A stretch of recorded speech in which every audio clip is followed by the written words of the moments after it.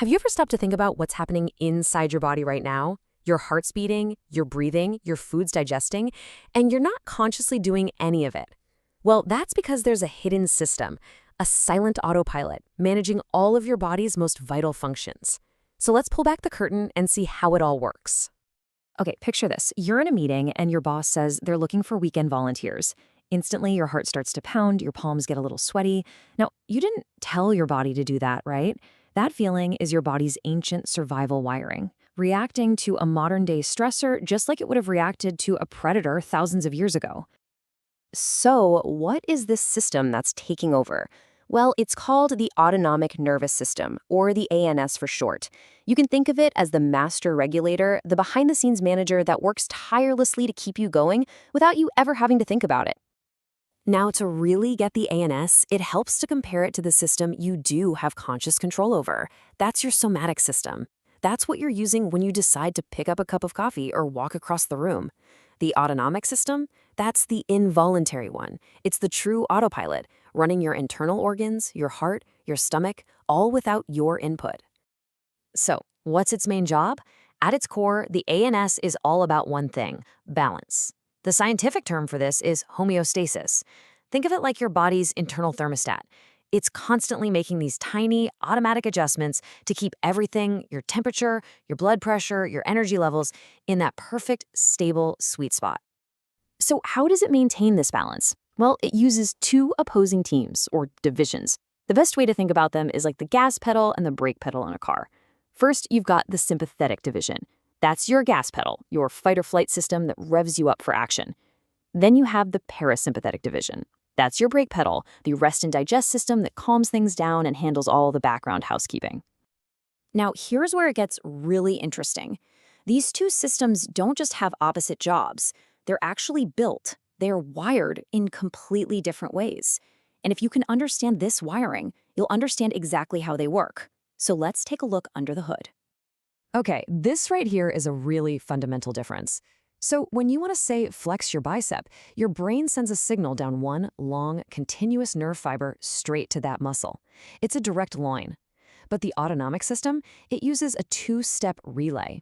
The first nerve fiber, which we call the preganglionic neuron, goes from the spinal cord to this little junction box called a ganglion. From there, a second nerve fiber, the postganglionic one, carries the signal the rest of the way to the organ.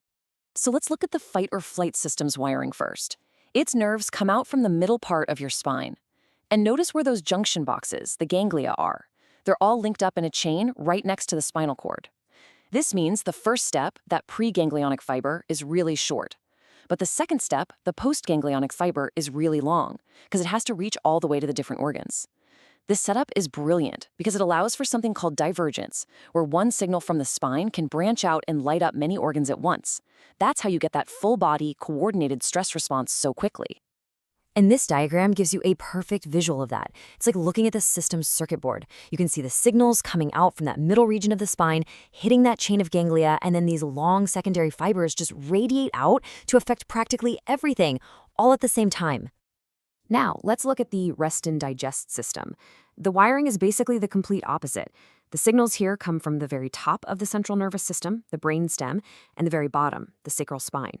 And here's the kicker. Those junction boxes, the ganglia, aren't next to the spine. They're located way out, very close to or even inside the target organs themselves. This means you have a really long first fiber and a super short second one. This design isn't for a body-wide alarm. It's built for very precise, targeted control of one organ at a time. This table just lays it all out so perfectly. You can really see how everything is a mirror image of the other. Fight or flight versus rest and digest. The origin in the middle of the spine versus at the very top and bottom. Short first fiber versus a long first fiber. The structure truly perfectly reflects the function of each system. Okay, so we've got the physical wiring down, but how do these nerves actually talk to the organs? How do they give the instructions? Well, that happens through chemical signals called neurotransmitters. Let's dive into that chemical conversation. I mean, think about it. Your heart gets signals from both of these systems. So how in the world does it know whether to speed up or slow down? The answer is all in the chemical language being used. It depends on the specific chemical message it gets and what kind of mailbox or receptor is there to receive that message. Basically, the ANS speaks a two-word language. Nerves that release a chemical called acetylcholine, or ACH for short, are called cholinergic, and nerves that release norepinephrine, or NE, are called adrenergic. The effect on the organ depends entirely on which of these two words is spoken. All right, this is a super important one. This table breaks down the chemical rules for us. Rule 1 is easy. All of the first fibers, the preganglionic ones in both systems, they all release acetylcholine. Easy enough. Rule 2, the second fibers in the rest and digest system also release acetylcholine. Rule 3 is where it's different. The second fibers in the fight-or-flight system release norepinephrine. But, and this is a big but, here's the classic exception, and it's a huge test question. The sympathetic fibers that go to your sweat glands actually release acetylcholine. Remember that one.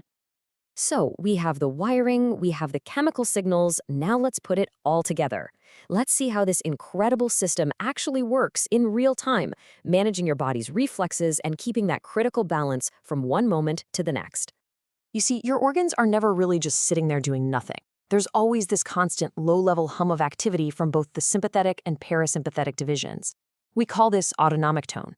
It's like a gentle, continuous tug of war. For instance, at rest, your heart rate isn't zero. It's held steady around 70 beats per minute because the parasympathetic brake is just a little bit more active than the sympathetic gas pedal.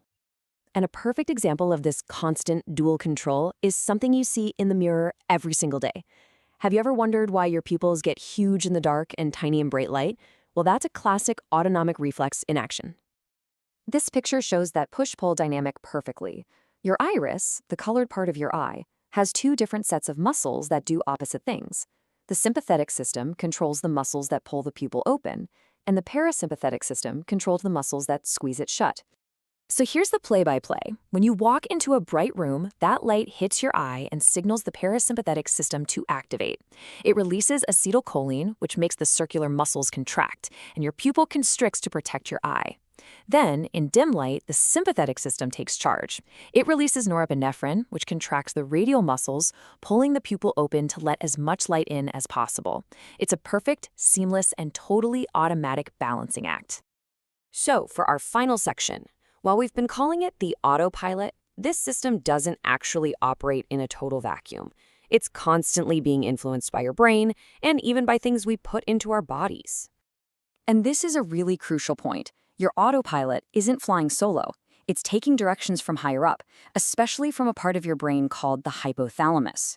The hypothalamus is like the bridge between your conscious thoughts and emotions and your physical body.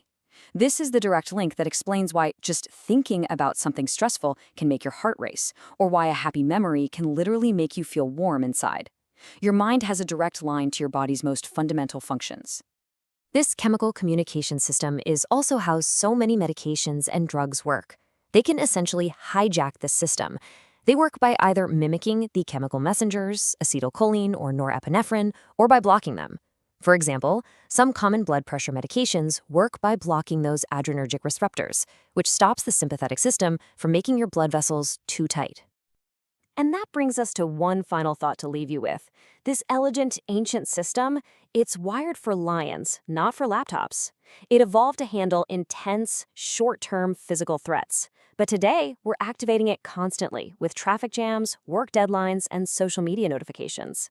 Understanding how your own autopilot is wired is really the first step in learning how to manage its powerful responses to the pressures of our modern world.